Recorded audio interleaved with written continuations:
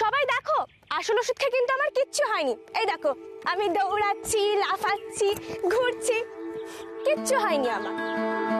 আর যার যার কাছে সুনীল কাকার দেওয়া ওষুধ আছে সব নিয়ে এসো, আমি সব খেয়ে দেখাবো। তাহলে মুদ্রায় কি দাঁড়ালো? ডাক্তারবাবু আসার আগে আমরা যে ওষুধ পেতাম সেগুলো আসল নয়, ওগুলোতে কাজ হতো না।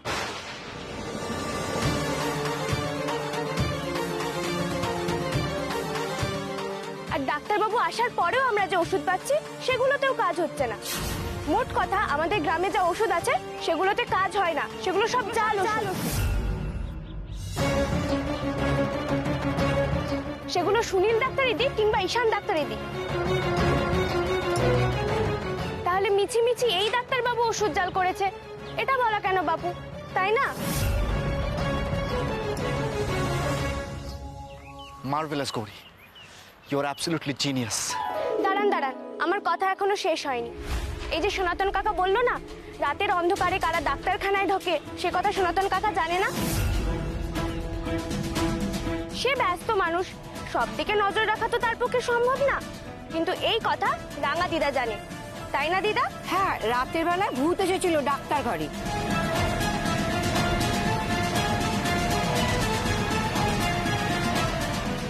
একটা বেটে ভূতের মাথায় আমি বাড়িও মেরেছিলাম।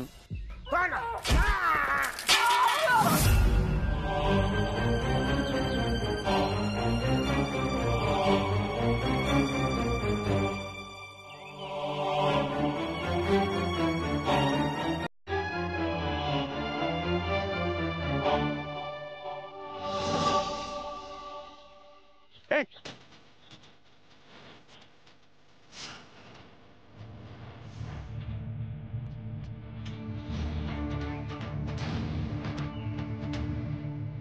ধরে এদিকে, তোমার মাথার মাঝখানে কাটলো কি করে?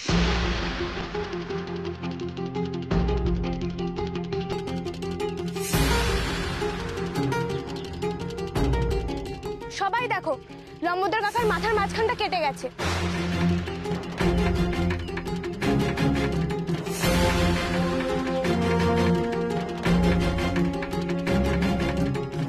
দেখো, বেটে ভূত, আর তার মাথায় বাড়ি মারলো রাঙা দিদা, মাথা কাটলো লম্বোদর কাকার। তোমাদের বুঝতে কিছু অসুবিধা হচ্ছে গো?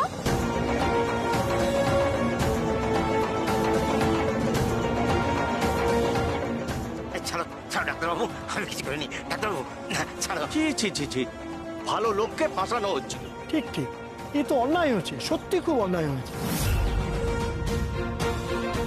গেল গেল গেল, আমার ঘটি বাটি সব গেল। এতক্ষণ তো অনেক কথা বলা হলো, অনেক দোষারোপ হলো। এবার আমি একটা কথা বলি তোমাদের। তোমরা তো নিজের চোখেই দেখেছো আমার ভাইয়ের কি অবস্থা হয়েছিল। ও সেই কবে থেকেই অসুস্থ, মাঝে মাঝেই ফিট হয়ে যায়, কোনো ডাক্তার ওকে সারাতে পারছিল না। এই ডাক্তারবাবুই ওকে ওই অবস্থা থেকে বাঁচিয়ে এনেছিল।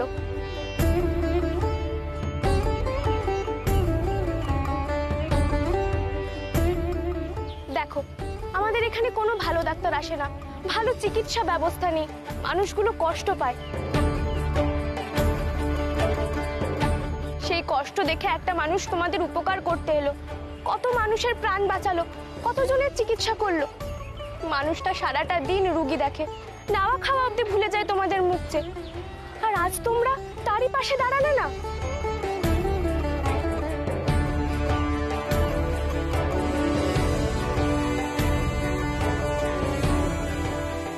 ভয় পেয়ে চুপ করে রইলে, উল্টে আরো অপবাদ দিলে।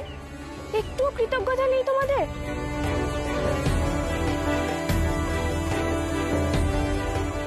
এখানে না এলে ডাক্তারবাবু কিন্তু মরে যেত না। আমি শুনেছি বিদেশের বড় বড় হাসপাতাল ওনাকে পাওয়ার জন্য ঝুলোঝুলি করে। লোকটা কিন্তু সেখানে যায়নি, লোকটা নিজের সুখ, নিজের অত বড় বাড়ির আরাম ছেড়ে এখানে এসে পড়ে আছে।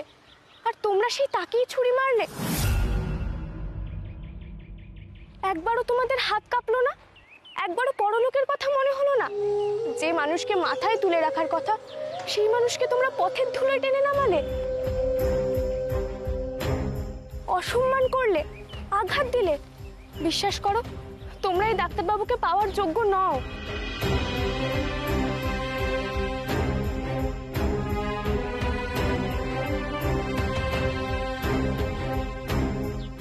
চলে যান ডাক্তারবাবু, ফিরে যান শহরে। আমরা কেউ আপনার চিকিৎসা পাওয়ার যোগ্য নই। এই গ্রামের হয়ে আমি আপনার কাছে ক্ষমা চাইছি, ক্ষমা করুন আমাদের।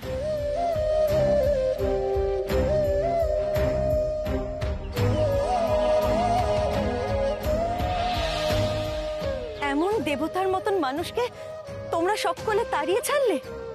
ছি ছি ছি।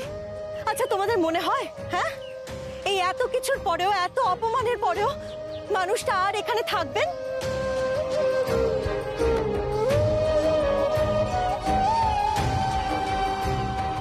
বিনা পয়সায় সকলে ভালো চিকিৎসা পাচ্ছিলে, সহ্য হলো না?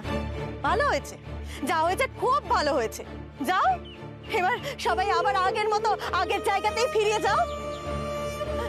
এইভাবে যারা নিজের পায়ে কুড়ুল মারতে পারে তাদের ভালো আর কে করবে? ডাক্তারবাবু, আমার গৌরী একদম ঠিক কথা বলেছে। আমরা সকলে, এই গ্রাম, আমরা কেউ আপনার যোগ্য নই ডাক্তারবাবু, কেউ যোগ্য নই। আপনি আপনি এখান থেকে চলে যান ডাক্তারবাবু। আমাদের আর কিছু করার নেই সনাতন, গৌরী সব উল্টে দিয়েছে, আমরা যাই এবার। হ্যাঁ, নয়তো আমাদের লোকে মেরে ধরে দিতে পারে। খেপে উঠেছে সব, তুমিও বাড়ি যাও সনাতন। এ কিরকম গ্রাম প্রধান? কিন্তু গ্রামের মানুষ আর ভালোই চায় না। সত্যিই তাই, ও নিজের স্বার্থে আমাদের ক্ষতি করার চেষ্টা করছিল। আরে ওর তো পয়সা আছে, সদরে গিয়ে চিকিৎসা করাতে পারবে, আর আমরা বেঘরে মরবো। চলে যান ডাক্তারবাবু, এই খারাপ জায়গা থেকে চলে যান। এখানে থাকলে এরা আপনাকে কলঙ্ক দেবে, অপবাদ দেবে। বাবা, গৌরী তো একদম উল্টো বিচার করে দিল। সে হোক, তবু তো ডাক্তারকে বিদেয়ী করতে চাইছে। ডাক্তার বিদেয়ী হোক, তারপর গৌরীকে বুঝে নেব। যাদেরকে আপনি তুলে আনার চেষ্টা করছেন তারাই আপনাকে মাটিতে ফেলে দেবে। গৌরী ঠিকই বলেছে ঈশান, আমি বোধহয় তোমাকে এখানে ডেকে এনে ভুল করেছি। তুমি ফিরে যাও। না,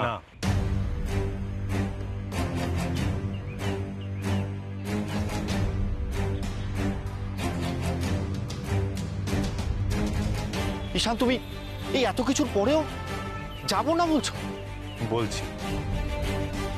আচ্ছা অর্ণব, আমি কি শুধু গ্রামের লোকের ব্যবহারটাই দেখব? আজ গৌরী আমার জন্য যেটা করলো সেটা দেখবো না?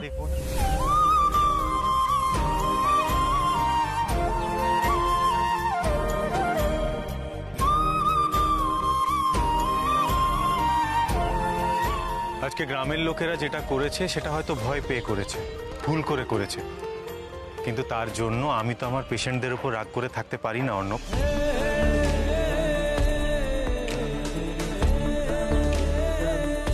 আমি এখানে এসেছিলাম ওনাদের চিকিৎসা করতে, আর আমি সেটাই করে যাব। কোনো অবস্থাতেই আমি আমার কর্তব্য থেকে সরব না।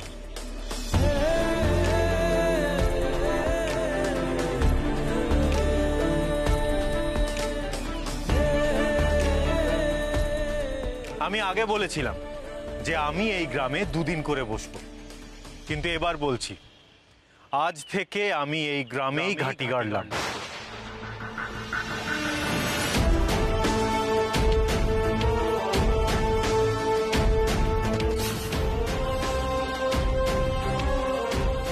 কেউ আমাকে এখান থেকে নড়াতেও পারবে না। সনাতন সাপুই, তুমি চেয়েছিলে তো যে আমি এই গ্রাম থেকে চলে যাই, কিন্তু এবার আমিও দেখব যে তুমি আর কি কি করতে পারো।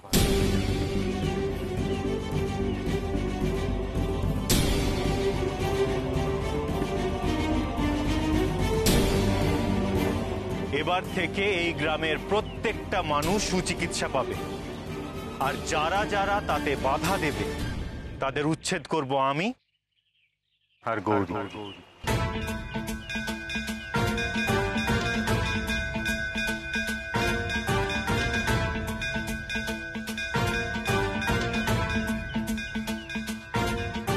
जटाटवी गलज्जल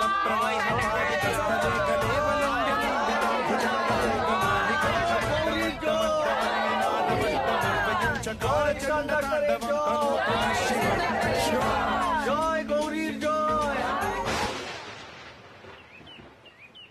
এই রে, এই লোকটা বাড়ি ফিরে আবার কি করবে কে জানে।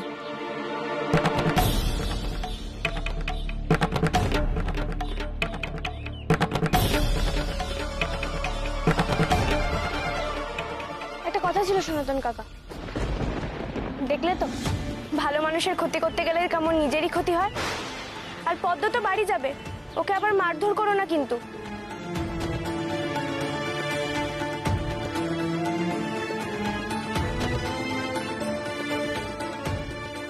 যা পদ্ম, তুই নিশ্চিন্তে বাড়ি যা। পদ্ম, দেখো গৌরী আজ যেটা করেছে সেটার কোনো তুলনা হয়, কিন্তু তুমি এতটুকু বয়সে যে সাহসিকতা দেখিয়েছো, বাবার বিরুদ্ধে কথা বলেছো, সেটাও কি অত সহজ কাজ? একেবারেই নয়। জানি না কথাগুলো নিজে থেকে বলতে পারতাম কিনা, কিন্তু গৌরী থাকলে আমি সাহস পাই। ও বাড়ি থেকে বেরোনোর আগে আমি ওকে দেখি, তখনও আমায় বলেছিল সত্যি বলবি পদ্ম, দেখবি ভয় করবে না। আর সত্যি আমিও তাই দেখলাম, সত্যি কথা বলে আমার একটু ভয় করলো না, এখনো করছে না। বাবা আর কি করবে, বড় জোর খানিক পিটবে, সে পিটুক, অমন মার তো আমি খাই, তাই না রে গৌরী? আসি, হ্যাঁ।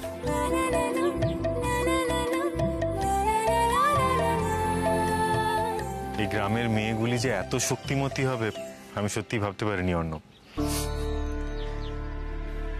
গৌরী, আজ তুমি আমার জন্য যা করলে গৌরী, সেটা আমি কোনোদিনও ভুলবো না। আমি তোমার প্রতি কৃতজ্ঞ। তুমি না থাকলে আজকে আমার উপর ওরা খুব বড় অপবাদ দিত।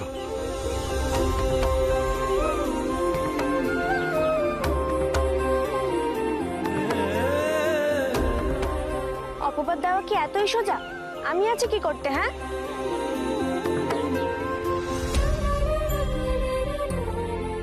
কিন্তু গৌরী, তুমি এরকম বড়দের মতন সনাতনের সাথে তর্ক করলে কি করে?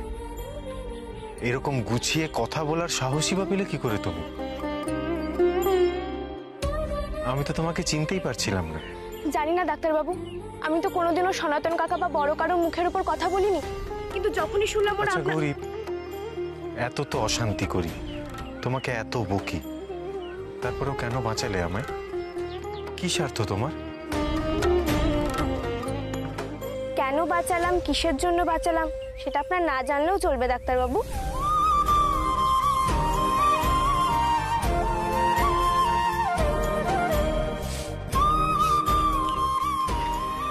আমার কথায় আমাকে ফিরিয়ে দিলে, তাই তো? আমি নিজের জন্য কিচ্ছু করিনি ডাক্তারবাবু, কিন্তু এই গ্রামের মানুষগুলো বড় সরল, ওদেরকে যা বোঝানো হয় ওরা সেটাই বোঝে। আর সনাতন কাকার মতো মানুষরা ঠিক এই সুযোগটাই নেয়। আমি তো জানি এই গ্রামের মানুষগুলোর আপনাকে কতটা দরকার, তাই যা করার করেছি। কিন্তু ডাক্তারবাবু, আপনি মানুন আর নাই মানুন, আজ মা চেয়েছিল বলেই কিন্তু আমি আসতে পেরেছি, নইলে আজ বাবা আমাকে ঘরে তালা দিয়ে রেখেছিল। একদিন আপনাকে বলেছিলাম না, আজ আবারও বলছি, আমি যন্ত্র তুমি যন্ত্রী, আমি ঘর তুমি ঘরণী, আমি রথ তুমি রথী, যেমন চালাও তেমনি চলি। সকলই মায়ের ইচ্ছে ডাক্তারবাবু।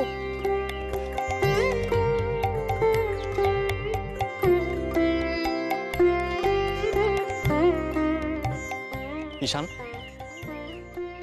হ্যাঁ ঈশান, কি হচ্ছে তোমার? আমি মেয়েটাকে বুঝতে পারি না অর্ণব, কিছুতেই বুঝতে পারি না। পিসিমণিকে নিয়ে আমার মনে যে দ্বিধা, এই মেয়েটা আমাকে সেই একই দ্বিধায় ফেলেছে। আমি বুঝতে পারি না অর্ণব, বারবার আমার সাথে কেন এটা হয়? যাদের প্রতি আমি শ্রদ্ধায় নত হতে চাই, যাদেরকে আমি ভরসা করতে চাই, তারা কেন এরকম ভয়ঙ্কর ঈশ্বর বিশ্বাসী হয়? আমি কেন বোঝাতে পারি না যে তাদের বিশ্বাসটা ভুল? ঈশান, বোঝানোটা কি খুব দরকার? হ্যাঁ দরকার অর্ণব। বিজ্ঞানকে মান্যতা দিতে গেলে অলৌকিকতাকে অস্বীকার করতেই হবে, তাছাড়া আর কোনো উপায় নেই। এটাই আমার লড়াই, এটাই আমার আদর্শ, আর এটার থেকে বিচ্যুত হওয়া আমার পক্ষে কোনোদিনই সম্ভব না, কোনোদিনই না। আমি যন্ত্র তুমি যন্ত্রী,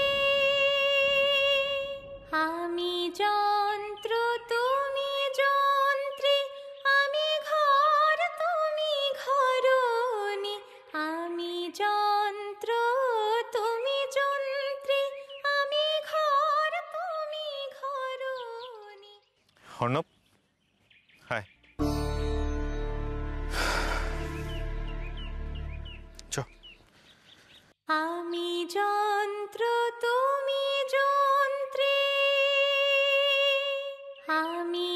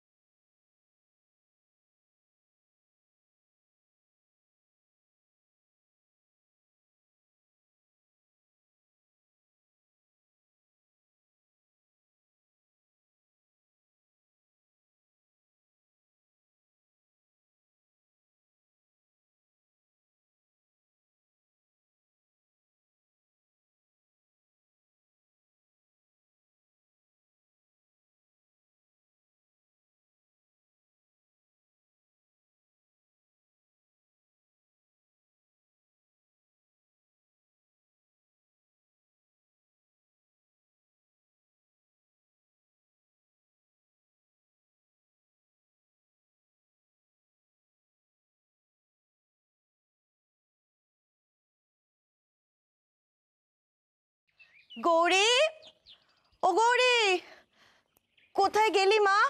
উফ, কোথায় যে যায় মেয়েটা না। এ কি রে, তুই ফিরেই কাজে বসে গেলি? কি যে করিস না সত্যি। এ কি গৌরী, তুই এখন শাপলা করছিস? মাথাটা কি খারাপ হলো নাকি? হ্যাঁ, আজ ডাক্তারবাবুর উপর দিয়ে কত ধকল গেল বলো দেখি। সনাতন কাকার জন্য ওনাকে কত অপমানিত হতে হলো। ওনারও তো মন মেজাজ খারাপ, তাই ঠিক করেছি ওনার জন্য একটু শাপলা ঘন্ট বানাবো, কাল দিয়ে আসবো। উনি তো শাপলা খেতে ভালোবাসেন। এটা ভালো ভেবেছিস। তা আমাকে বললেই তো পারতিস, আমি করে দিতাম। ওর তো মা, আমি করে দিচ্ছি। তুই একটু শুয়ে থাক না মা।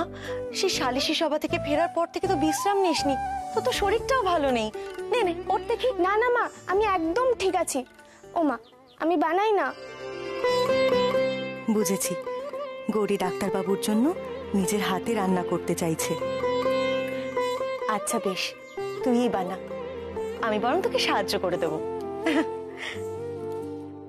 আচ্ছা মা, বাবা কোথায় গো? তোর বাবা সালিশি সভার পর এখনো তো বাড়ি ফেরেনি রে। বাবা এলে আজ আবার খুব অশান্তি হবে।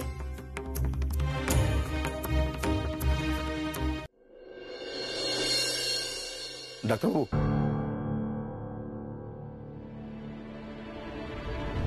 কি নিবারণ বাবু, আপনি? গৌরীর কিছু হয়েছে নাকি? চলুন। দাঁড়ান দাঁড়ান দাঁড়ান ডাক্তারবাবু, দাঁড়ান। আমি ঠিক এই কথাটাই বলতে এসেছি। আপনি দয়া করে গৌরী গৌরী করাটা বন্ধ করুন, আর কথা কথা আমাদের বাড়ি যাওয়াটা একটু থামান।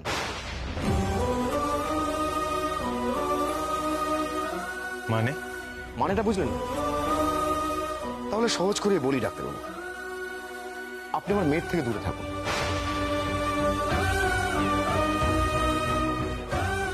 আমি জানি ডাক্তারবাবু যে আপনি আমাদের অনেক উপকার করেছেন, অনেক। কিন্তু দেখুন ডাক্তারবাবু, জলে থেকে তো কুমিরের সঙ্গে বিবাদ করতে পারবো না, তাই না? ইতিমধ্যে যে অশান্তি শুরু হয়েছে, আমাদের তো ঘর বাড়ি ছেড়ে চলে যেতে হবে ডাক্তারবাবু। তাছাড়া ডাক্তারবাবু, আপনি বাইরের লোক, গৌরীর সঙ্গে মেলামেশাটা বন্ধ করুন। গ্রামে গঞ্জে কথাবার্তা লড়তে কিন্তু খুব বেশি দিন সময় লাগে না ডাক্তারবাবু। ইতিমধ্যে আপনাকে আর গৌরীকে নিয়ে কথাবার্তা শুরু হয়ে গেছে। এরকম করলে তো আমি গৌরীর বিয়ে দিতে পারবো না, আর তখন তো সেই দায়িত্ব আপনি নেবেন না, তাই না? এরকম করলে তো আমি গৌরীর বিয়ে দিতে পারবো না, আর তখন তো সেই দায়িত্ব আপনি নেবেন না, তাই না? নিবারণ বাবু, আপনি এসব কি বলছেন? ঠিকই বলছি ডাক্তারবাবু। দেখুন ডাক্তারবাবু, গৌরী না হয় বাচ্চা নেই, ওর না হয় বোধ বুদ্ধি কম, কিন্তু আপনি তো যে বিচক্ষণ মানুষ, আপনার তো বোধ বুদ্ধি জ্ঞান সমস্ত কিছু আছে। তাহলে কেন এত গৌরী গৌরী করছেন বলুন তো ডাক্তারবাবু, কেন?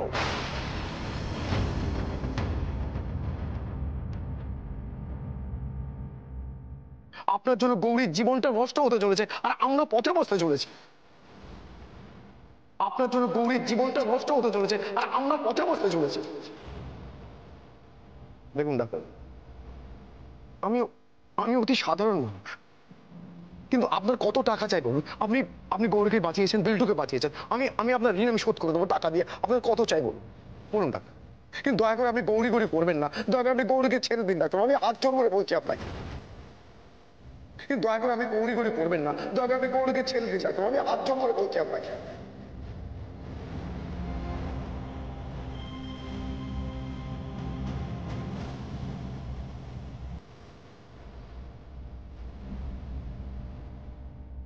ঈশান, এই অসভ্য লোকটার কথা তুমি দুঃখ পেও না প্লিজ। না রে অর্ণব, কথাটা উনি ঠিকই বলেছেন। ভুল তো কিছু বলেননি, বরং ভুল আমার হয়েছিল। সত্যি বড্ড বেশি ভুল হয়ে গেছে, কিন্তু এবার আমি সেই ভুল শুধরে নেব।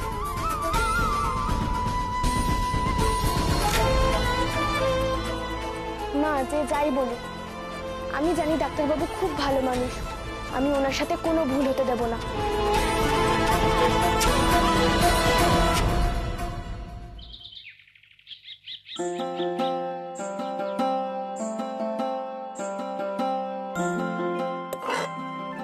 দেখে তো মনে হচ্ছে ভালোই হয়েছে, একবার খেয়ে দেখি। এই এই, এটাতে হাত দিচ্ছিস কেন রে?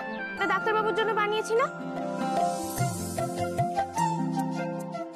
তুই বরং এই ফলগুলো খা। বাপ রে, এত ফল আমি খাবো কি করে? তুই খা। আরে তুই একা খাবি কেন? টিয়াও তো আছে। এই টিয়া, নে নে, তোরা দুজন মিলে ফলগুলো শিগগির শেষ কর দেখি। গৌরী, ডাক্তারবাবু তোকে যা যা ফল খেতে দিয়েছে তুই তো সব টিয়া আর বিল্টুকে দিয়ে দিচ্ছিস রে মা। তুই কি খাবি? আমি খেয়েছি তো মা, আর কত খাবো? আর তাছাড়া ওরা খেলেই আমার খাওয়া হয়ে যায়।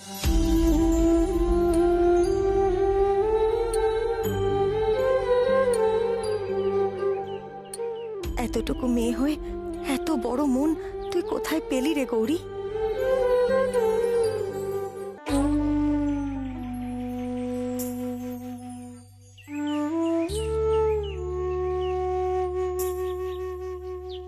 মা আমি আসি। ও গৌরী, তোর না গেলেই নয় মা। আমি জানি তুই বেরোলে এক্ষুনি রোদে রোদে ঘুরবি, তোর শরীরটা ভালো নেই। আমি বলছি কি, টিয়া বিল্টু ওরা তো বেরোচ্ছেই, ওদের হাতে দিয়ে দে না খাবারটা, ওরা ডাক্তারবাবুকে পৌঁছে দেবে। না মা, আমি নিজে হাতেই দেব। ডাক্তারবাবু আমাদের জন্য এত কিছু করেছেন, আর আমি এইটুকু করতে পারবো না? আর দেখো, মা আমাকে ঠিক করে দিয়েছে। এই দেখো আমি কেমন ভালো আছি। ও মা, আমি যাই না, আমি ঠিক পারবো। আসি মা। সাবধানে আয়। দিদি ভাই, একটা কথা ছিল। কি কথা গো ঠাকুর দাদু? কাল তোকে জিজ্ঞেস করতে পারিনি। আচ্ছা দিদি ভাই, ওই বন্ধ দরজার তালা খুলে তুই বাইরে বেরোলি কি করে? সে তো এক কাণ্ড ঠাকুর দাদু। আমি তো ঘরে কেঁদে কেটে মাথা কুটে মরছিলাম, দরজা খুলে দাও দরজা খুলে দাও বলে। দরজা তো আর কিছুতেই খোলে না। এমন সময় এক সাধু বাবা ভিক্ষে চাইতে এলো। সেই আমাকে বলল, তুই বেরোতে চাইলে তোকে ধরে রাখে কার সাধ্যি, মনের জোর দিয়ে একবার দরজাটা খোলার চেষ্টা কর দেখি। আর আমি যেই দরজা টানলাম, বললে বিশ্বাস করবে না দাদু, দরজা খুলে গেল। व्याघ्रचर्मम्बराधारे खड्गकर्त्रे करे धारे कपालेन्दे भरे वामे कालिकाभ्यै नमस्तुते नीलोत्पलजटाधारे सिन्दूरेन्दु স্বয়ং জগৎ জননী মা কালীর অংশকে সঙ্গে নিয়ে চলেছে। नमस्तुते कालिकाभ्यै नमस्तुते कालिकाभ्यै नमस्तुते